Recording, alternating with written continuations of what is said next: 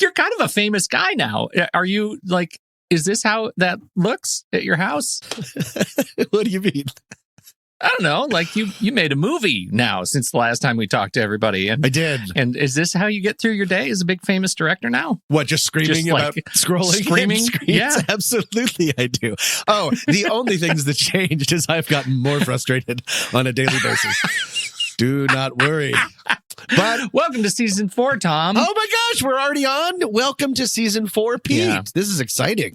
Yeah, what took us so long? I know. Errands. So many errands. Cleaning and scrubbing. And I brushed my teeth in there. Oh, that's fun.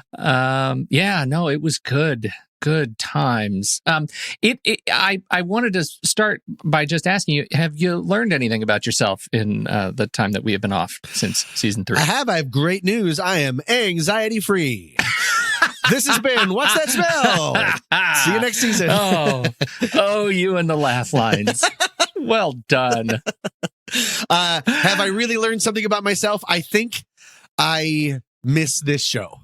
That's sort of what I learned, is I feel like something was missing in my life and I didn't know what it was. And now I feel it all rushing back to me, which is very exciting. Oh, I'm so glad. Yeah. How about you? Very exciting. I have it as always. I find the closer we get to recording this show, I discover how easy it is for me to get anxious about stuff. And I mean fast. Yep. As soon as I start thinking about it, I'm like, oh, well, I could get a horrific infectious disease from touching that mailbox. And then it's in my head. And then I have to live with it for a few hours. And then I learned yesterday about a new thing I'm sure we'll be talking about, rejection-sensitive dysphoria. Do you know what this is? No. Do tell. Oh, Tom, this is what happens when you're rejected and your mind does not know how to handle rejection, and it causes you to go into deep depression. And I don't mean just like, hey, you're rejected because I'm, divorcing you or something like significant like that. I mean like, hey, your button-down shirt, your buttons are off by one, so you look a little cockeyed. You might want to go to the bathroom and fix that. And that'll cause a depression for 10 hours. What? And yes, that's what that is. Rejection sensitive dysphoria. Learned about that when I was interviewing another guest for a different podcast, and it has been stuck with me like a fishhook in my face. Wow. Discovering all of the reasons I am susceptible to this for, conditions.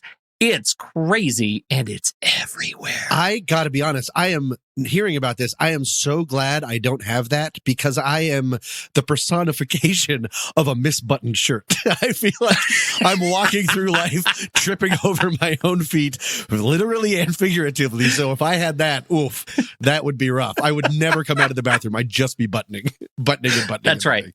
Yes. And it is so much more even than buttons. You might have like pepperoni on your face at any given moment and just not know about it. Right. Singing about dogs, saying goodnight. Yeah. I've got a whole bag of nonsense. Oh, it's good to be back. Nearly gave you a heart attack. Thought I told you to watch your back. Never know what to expect down here. That's the only solid fact. Welcome back to What's That Smell? A sometimes funny podcast about humans and their anxieties. I'm Tommy Metz III. And I'm Pete Wright. And every week, we each drag out one of our deepest, darkest anxieties into the light to share it, learn about it, and hopefully laugh about it with all of you. Reach out again. We are still, of course, doing listener submissions all season long, so send us the story of your anxieties to Something Stinky at whatsthatsmell.net. I've embraced it. Something Stinky at whatsthatsmell.net. You sound great. Really? I know. Yeah. Can you hear me tensing up? But I'm smiling through the pain? Just kidding. Yeah. I love it. Something Stinky at whatsthatsmell.net. And with all of that, I will go first. Exactly where I want. Peta, as we gently ease into the new season, I would like to take you on a time-honored What's That Smell journey of guided meditation. I stand It's been a while. relieved. Yeah. Shall I take off my shoes? Can I take off my shoes? Absolutely put more shoes on. Okay, here we go. So take a deep breath. You're relaxed. Now imagine you're going down a long, long escalator and you're heading down, down, down, and you're relaxed. And now you're having trouble hearing me because someone in front of you is holding their cell phone in front of their face and screaming into it. And it's, of course, on speaker, so you can hear the garbled screaming of the other person on the line. And you're going down and you're relaxed. And now there seems to be a log jam of people at the bottom of the escalator because one person got off the escalator and is just standing right there looking around blankly. And now people are starting to bump into each other and you're relaxed and you don't quite know what to do. So you say, excuse me, to the person in front of you. And they seem startled that someone else exists and turns around and mouths the word, I'm on the phone, like you didn't know because they were already screaming at it. And then they shake their head like, I'm an idiot. And surprise twist, this isn't really a guided meditation. This is something that happened to me yesterday at Ralph's. Okay. I am not relaxed. No, for those that don't know, Ralph's is your basic Kroger grocery store, and this happens a lot. Okay, so my anxiety this week is a weird one, Pete, and I'm hoping you can sort of help me traverse this. If it has a specific name, I couldn't really find it, other than that basic idea that hell is other people. Here we go. Let me walk you through it, and then I will open it up to you. It seems like more and more we are becoming a nation of people who stand in doorways, who get to the bottom of a moving escalator and then pause forever while pondering a destination. People that park their shopping carts in the exact middle of an aisle while staring at soup. We use our phones in public like kids in the olden days used to use cans connected by string. We're just holding them in front of our faces and yelling into them, even though doing it that way doesn't seem to make anything easier. It seems like this is a lot of shopping, but it's not just shopping. It's all over the place. The basic connecting through line is that there seems to be a breakdown in thinking about other people. More and more, it seems like people are oblivious to those around them. I don't think it's necessarily narcissism, but more like there's this weird invisible bubble around people, and I call it non-malicious incivility or non-maliciability. Now, I'm about to open it up, but this might sound like frustration more than anxiety, right? You're probably like, huh? This just sounds like you're grumpy. But here's where the anxiety comes in. It's two parts. Number one, am I just get off my lawning? When the whole class fails, you have to take a hard look at the teacher. And I'm worried that I'm just getting older and crankier while the world stays the same. To wit, an Associated Press poll revealed that nearly 70% of those questions said people are ruder than they were 10 years ago, in part due to, quote, self-absorbed communication devices and demand for instant gratification. Here's the twist. That poll was taken in 2005. Do you even remember 2005? I don't even know if we had running water in 2005, but we were already like, phones are the worst and people are the worst. So I'm worried that I'm just sort of like getting older and darn these kidsing. And so that's anxiety. And number two, if I'm put off by the actions of others so often, what are my blind spots? I already said I walk through life as an unbuttoned shirt. I must be infuriating people daily, and I have no idea how. To my credit, I'd like to think of myself as a very polite person. I just realized recently when I ask Siri to set an alarm when I'm cooking, I always use the word please. Yes. No, that's and good. She's a robot person, but I always do because I think it's just sort of ingrained in me to try to be as polite as possible. So that was a whole lot of words all in a row. And I just wanted to ask you, do you experience this? Do you feel that people are getting ruder? Any kind of thoughts like that? My experience is that, yes, there is a notable decline in just general empathy. Empathy. Okay, yes, that's a good word for it. Okay, right. That's the basic idea of like experiencing the feelings of those around you. Right. Just like being aware that there are people in front of you and behind you when you're engaging in this sort of public display of communication. And right. That what is interesting about something you just said is that more and more people are holding their phone on speakerphone right in front of their mouth, like it's a platter, like they're about to eat it. Yeah. And that's the like way. And I see that. I've been noticing it like on our path. I go and I walk the dog and I see that. And it tends to be older people who are doing that, screaming at their phone like it's a plate of dessert. Right. And then you said, why are you screaming at a plate of dessert? Why are you explaining? Is there like sliced fruit on your phone? And then you said it's like they're screaming through cans in the olden days. Well, these were the people who were kids screaming into the cans. So it's just nostalgia. Yes, it's nostalgia. That's an amazing connection that you made for me, apropos of nothing. Right. I am noticing that myself, and airports, people grabbing waiting rooms, luggage off the luggage rack. People are just who can get there first, and can I just pull hard enough to knock everybody else out of the way so I can fall out of the bus, right? Like those kinds of things. And so, but I wonder how much of that is just me being generally anxious and frustrated all the time. And so I notice that stuff maybe with a finer radar. What do you mean finer radar? Meaning you're a little bit more sensitive to the idea of it might be you as much as it is other people, right? Yes, and I'm constantly reflecting others' actions off of my own interpretation. And so things that might frustrate me, I have to stop, take a step back and say, wait a minute. Does everybody else care about this thing as much as I care about this thing? Do people look frustrated? Generally, they're just staring at their phones like everybody else. And maybe they're screaming into them like it's a platter. Maybe they're not. But whatever it is, I usually find I'm the outlier. And that causes me like that self-reflective self-judgment. And so I get, there's so many layers to this, Tom. There are layers upon layers of this anxiety onion. Right. Well, because we are the kind of people that are blessed/cursed with self-reflection. Yes. And so I like the idea that I kind of like having anxiety about it because I'm not just yelling at the world. Yeah. That's what makes it different than get off my lawning, as I ineloquently said, is at least I'm thinking, is this even my lawn? It's not I don't know what any of that meant. I like to hope that that's true. But sometimes I look at just the way I kind of go through the world, and maybe I worry, because it's what I do, that I'm just an awareness of this lack of empathy isn't making me any more empathetic. And that troubles me. Right. That troubles me. Maybe I told you this. Have I told you this story? I was taking a walk with my wife and our dog, and we found on this. That's not the story. That's not an O line. That was enough for me. Just wait.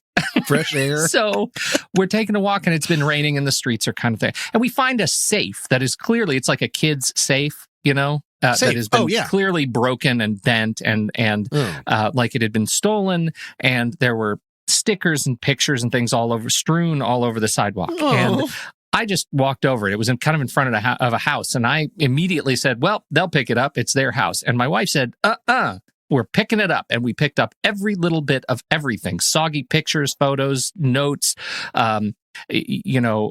blue ribbons from Boy Scouts from years ago. And we took it home and we laid it all out like we just found money in the river, and we lined it all up, and we were like hair drying photos and things. And really? Yes. No, I'm not kidding. And we paced together an entire life of this person and discovered that this was a person who lived and grew up it was roughly the same age, a little bit younger than we are, grew up in Colorado Springs, Colorado, where we grew up. All the photos were photos of this person at the Colorado Springs Zoo, where we grew up. Like, it was an incredible parallel. And then we called the police, the non-emergency line, and we said, hey, we found this. It's just personal knickknacks. It's probably not very important. You all have much better things to do. Don't even worry about it. 2 hours later, a sheriff shows up at our house and looks at some of the pictures and some of the blue ribbons written in a kid's name. Like, I'm not going to say his name, but his name is written on these blue ribbons in like a 13-year-old handwriting. And she says, well, it's weird. There is a guy by this name like 2 blocks away. And so, do you mind if I give him your address? The sheriff says. And we said, sure. An hour goes by, and this person comes to our door, this adult person, and says, I cannot believe that you did this. This is unbelievable. Yes, I was in Colorado Springs. My family moved to Vancouver. Now I live here in the neighborhood. Somebody broke into my parents' truck. They found my childhood safe and brought it to me as a gift. And I just hadn't gotten a chance to open it. I didn't even know what was in it. And you guys saved all of it. Now, that was not me. Like, I glommed on to my wife's natural sense of empathy. I would have left it washing away in the street. And I'm honest, I could tell that story because I carry regret for not having that instinct. And I try, as a result of that experience, to focus on, what I can do to help other people in this weird way, because it's not natural for me. I have to be conscious of it. Came to you. Where do you live? Northern either. Exposure? It's so weird, right? Like, listen to that. I shout out to the Washington County Sheriff's Department. Incredible. They're amazing. Like, they're just fantastic. They are so kind. That is another example. Like, this is a sheriff's department that doesn't, like, what is it, Pleasantville? Do I live in Pleasantville? Like, they don't have better things to do. I know I hear sirens all the time. They have work to do. Well, because there's safes all over the place. That's exactly, probably what they're... That's exactly... You got a hold of the collage police. Yeah. Yes, I did. Special SCU. Oh, SCU. See, that's fun. You've done good work. Anyway, do you see what I mean? Like, that's something I carry around. Like, this lack of it. I want to be a better person. That makes me constantly think when I'm at the airport, I need to go someplace away from people to take a phone call. I need to opt to text instead of calling. And I have weird over empathy even for things that are probably a bad idea. I'm not trying to out empathize you, but I'm saying I can see right now from where I'm sitting, there's a small stuffed animal and his name is Trash Dog. Well, that's mean. Because, because I found him in the trash. Oh, I was walking by right. a dumpster and someone had thrown away a partially burned stuffed animal of a black dog. And I took him home. He's probably filled with spiders, but this is a long time ago because something about it was too heartbreaking to me. That's why I have trouble with movies like Toy Story. Yeah. Like if everything, like if this book has a feeling, I have to sing to this book now? Come on. I have errands to do. Yes. Well, that was a wonderful story. And it kind of makes me feel bad to go back to the idea that everyone's the worst, but should I?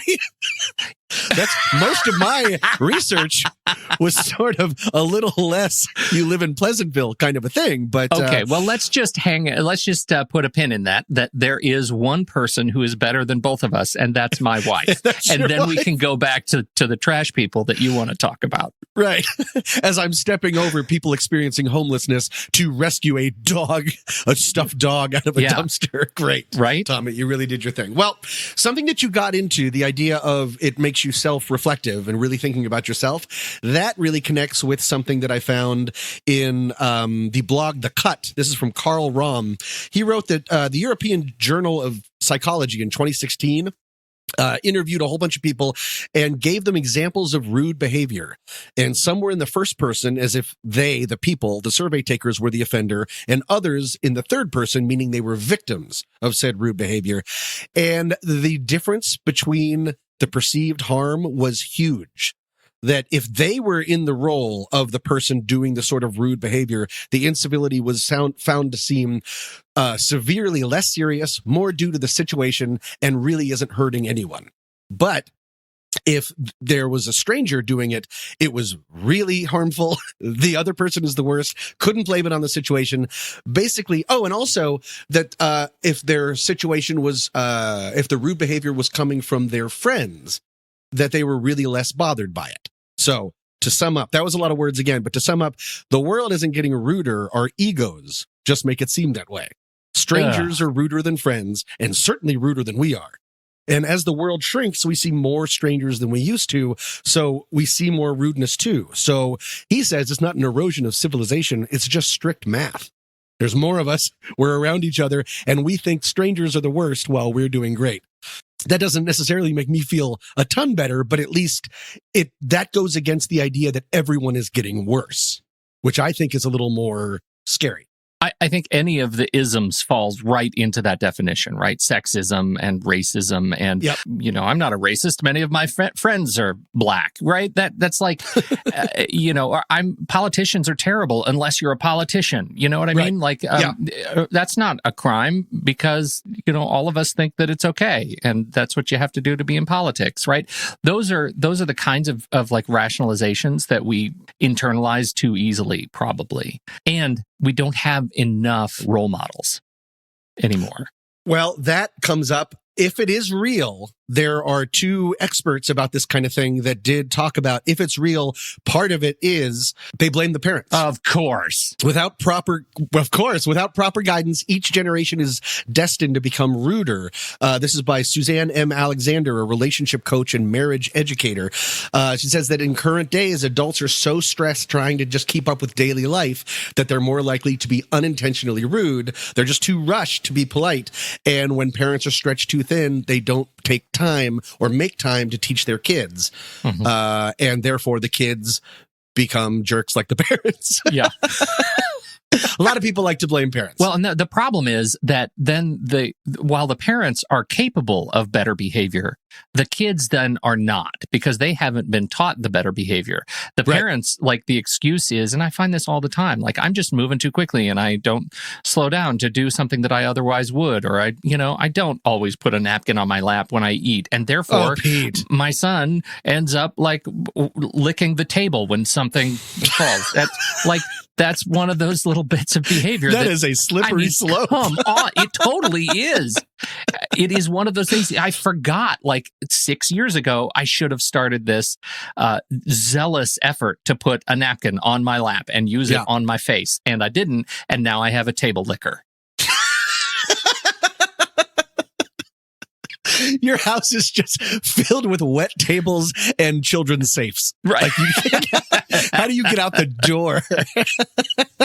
I'm gunning for an HGTV special.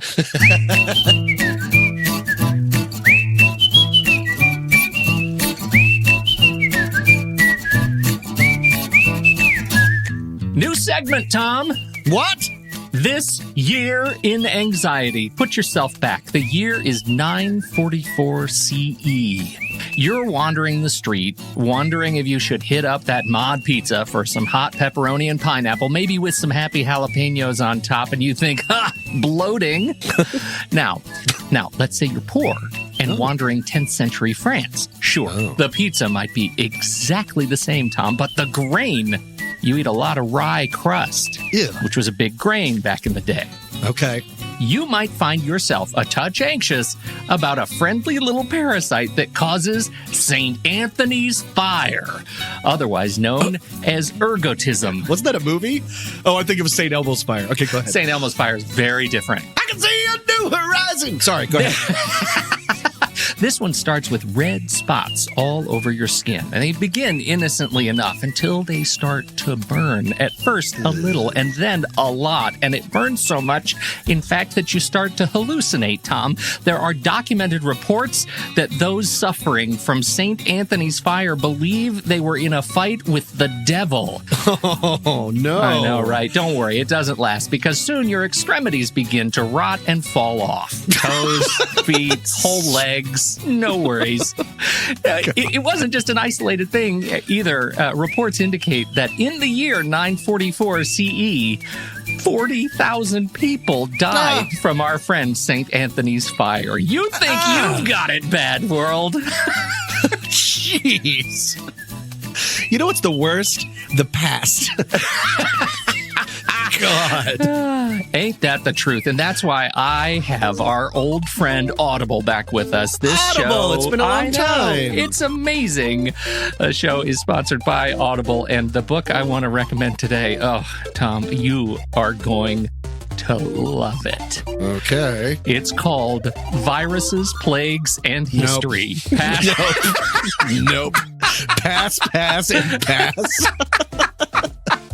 By Michael B.A. Oldstone, narrated by L.J. Ganser. It's 13 hours and 38 minutes. Listen to this. The story of viruses and humanity is a story of fear and ignorance, of grief and heartbreak, and of great bravery and sacrifice.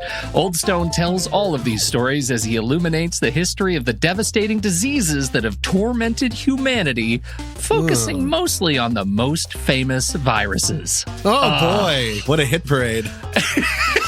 I'm trying to think of a joke involving Old Stone Creamery, and I can't think of anything. This is a great. It's a great learning opportunity, and I'll tell you Sure. what, listeners of this show, you can learn all you want about viruses, especially the famous ones, the A-listers, for free. So yes, if you're interested in listening to 13 hours about the sniffles, please go to www.audibletrial.com/scent of a podcast. Again, Audible has over 100,000 million titles to choose from for all of your squares. Go to audibletrial.com/scent of a podcast. Get a free audiobook download and 30-day free trial. And guess what? You're helping the show as well. Absolutely, you are. Do you know last season was the costs of the show subsidized by people who supported us on Audible? What do you think about that? That's wonderful. Keep it up, is. you guys. Thanks, everybody. And no, I'm not stealing all the money. audibletrial.com/scent of a podcast. Tommy, Hello. are you a reunion guy? No. Well, certain things. I know that my high school has had a bunch of reunions, and I've been to over none of them. Really counting the days. Yeah. Cherished experience. They just keep coming and going. But the singing group that we were in college recently had its, 20th year reunion? Is that right? 25. Oh, was it 25? Was it 20? What was happening 25 years ago? I don't know. Let's see. I know everyone was rude. Anyways, I went to that. So I've made a priority for certain reunions, but no, mostly they give me a lot of anxiety, to be honest. The idea of going back to high school, I guess I justify it by saying I'm friends with the people that I still want to be friends with.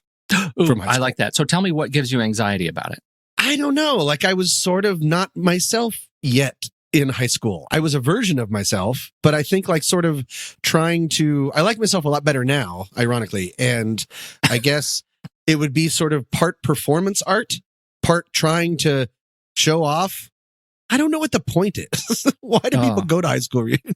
This is good stuff. This is really hot. Okay. This is really hot. No, I think you're going to like this. And I actually have a listener submission, Thomas. Oh! And even better, it's a two-parter because this one came in the first time. The original request came in after we had recorded our last episode of season 3. And then the listener addressed this issue and wrote me feedback. So I actually know how it ends. And it's great. Yeah. Oh, cool. Okay. That. So Great. Here we go. I bring you first April. The month Not or the a month, name? the person. Got it. April says, I just heard y'all for the first time on the ADHD podcast. Nice. And I was dying from laughing so hard. Love it. So I totally relate, and I can't wait to listen to your What's That Smell show now. Excellent. Can y'all address high school reunion anxiety? Okay, great. I went to the 10-year thinking this is going to be wonderful to see everyone grown up and have all the wounds from the past, Mean Girls, my own mistakes, and all the silly pride during those years healed by the passage of time. But nope. Got to the 10-year reunion and all the insecurity came back to me like a freight train, and I've been recovering the past 10 years from that 10-year reunion experience. Now it's time for the 20-year in a month, and I just don't think it's a good idea for me to go. Is it okay not to go? I want to make peace with that era of my life, but can I do that better by going or not going and just putting my behind in the past, as Pumbaa the warthog would say? Oh, April. Oh, April. April. Wow. Okay. Well, I guess you kind of know my feelings about it. Well, and it turns out you and April are not alone. Reunions are traumatic for everyone in some way, shape, or form. It's an entire event that is full of triggers, right? Like it's just like the possibility of just a raw nerve. Yeah. Especially high school for me, just because I did okay in high school socially, but I mean, I was so scared the whole time. Like I was just sort of Yeah. like pretending. That's why I sort of meant like I wasn't really myself yet. I felt like I was sort of performing the whole time. So to go Totally. back into that, I think I'd be worried that I would just become my old self. It's really funny that you bring that up, and especially the performative aspect of high school. And for me, I was literally performing. Like I was the Right. drama club kid. And so I was in like every play. And if I ever had sort of downtime or quiet time, I wasn't hanging out with my friends. I would literally go sit in the dark theater and do theater things like practice lines or just recite stuff or sing or whatever by myself. Like that was Ooh. my experience. And so even though I feel like I was known, like I was recognized on, across our high school, it was because people would come and see me in plays. Like it never felt truly sort of authentic. I had very few real deep friendships that transcended high school. Oh, okay. And so I feel like going back to this is why I don't go back to my high school reunions either. You don't because either. Yeah, Okay. no, I Got it. I don't have I don't have a very good sense memory of that time. Like I worked hard to escape so much of my experience there. I went to class, I did fairly well in class, and then I was in the theater, and I wasn't into sports. I didn't go to sporting events. Like it was just that was my experience, and so it's pretty easy for me to say, sure, April, don't go. But then I did a little research. Yeah, because there's another side of this. Yes. Of if you have a psychic scar, do you want to try to scab that sucker up? I get it. Because, yeah, okay, keep going. I just wanted to say, yes, I already co-signed on what I haven't heard you say. Go Well, ahead. let's just say again, you just said scab that sucker up. And Gross. I have nothing to relate that to other than, wow, Tom, really? Scab that sucker up. That's a Ugh. chapter from that book you recommended. It is. That's chapter 8 in Virus Time, Magoo. Right. Exactly. So reunions are a marker of time. We all have a natural instinct to relive our best memories of our youth. These are our hero years, but psychologist and professor Dr. Mary Lamia Oh, has I know written Mary. extensively on the subject, and she says, quote, "The inclination to relive the self-consciousness and vulnerability of youth and the self-consciousness anxieties and vulnerability. Mhm. Yes, yes, It- yes. the anxieties it created about being good enough can lead you to examine your present view of yourself. At some level, you know the judge is in your own head, not in the minds of your former classmates. Perhaps instead of wondering what your former classmates will think of you and what you will think about them, you might ask yourself, how can I improve? How can I enjoy my life or feel accomplished? Maybe the question for some is simply, why am I still so self-critical? Or why am I so focused on the insecurities of others? And what's funny about that is I read a number of wonderful essays by people who have, and some who have not, conquered the social anxiety of reunions. And they all share a number of common themes. People are, one, apologizing for not having done more with their lives. Ooh. Or two, attempting to redeem themselves from their former attitudes and beliefs. In one, I kid you not, she was voted most likely to marry Donald Trump in high school and was very eager to clear up that at reunion. We used to think things. We sure did. So what comes with that drive to relive our hero years is the dark side stuff too, right? Like Right. what about the stuff you managed to hide away? Reunions are about connecting, and that connection can be really healthy. It's what human beings really want and need, and you may not even know that you need it. But in fact, your hesitance to go to the reunion might be the trigger itself that should indicate that you need to. Because you'll sort of be exercising a little bit, not exercising like a treadmill, but like the girl with her head spinning around. Like, are you Yeah. just sort of like letting sunlight in? Yes. And so Okay. as many deeply traumatic essays that I've been reading about people's experience with reunions, the general tone and the sort of narrative arc ends favoring the positive. That the Oh. experience ended up being not as traumatic as they expected, that in fact the connection was of greater value, that and I would say in particular those talking about their college reunions, they had a Sure. much more sort of stability that came out of it. Sure. Well, Right. that's And- when a yeah. lot of people become Yes. their true selves as in college versus high school. Well, and that's it. I mean, those who are talking about high school generally are referring to reunions as an opportunity to redeem themselves or to clarify their identity in some way, shape, or form. And college Right. reunions are about maintaining some sort of a deeper connection, right? That's a neat comparison. Yeah, that I makes thought sense. I thought that was fascinating, and so Glenn Reeder is a professor of social psychology at Illinois State University, and he co-authored a study on exactly this stuff, and two findings that weren't terribly surprising. Most important factor in a decision to go back to a reunion is the memory of high school, college, etc. Those who had a good time in school generally favored going back.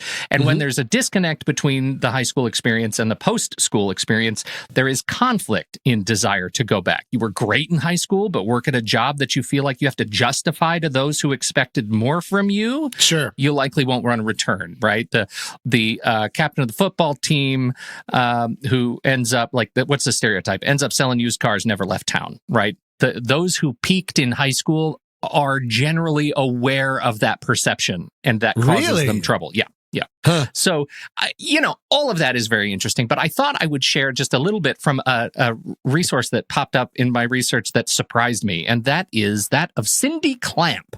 Oh. Cindy Clamp is a president of an association that I didn't know existed, a trade group for professional reunion organizers. Oh, wow. That's right. NARM, the National Association of Reunion Managers. That sounds like it's just made of the people that edited the yearbooks across America. Well, okay, probably right, number one. Yeah. But love that she posted this. She describes in this following list how things change over the decades from your graduation. All right. Your 10th reunion. It is the least well attended and the most pretentious, she says. Many people focused on how they look, what kind of car they drive, and what their date looks like. So, because you're just showing off. You're like, look, I made it and I'm alive and I didn't peak and whatever. Got it. Yes. And since most people are in the same general place in life, many are measuring themselves against their classmates. And because they are still relatively so close to graduation, the memories of the people you want to show off to are very clear. Right. So you graduated just 10 years ago. That's nothing. That's a breath. Right. And so you still want to go back and say, hey, Johnny, look at my Nissan. But you did say that it's the least attended. Is that the because least attended, right?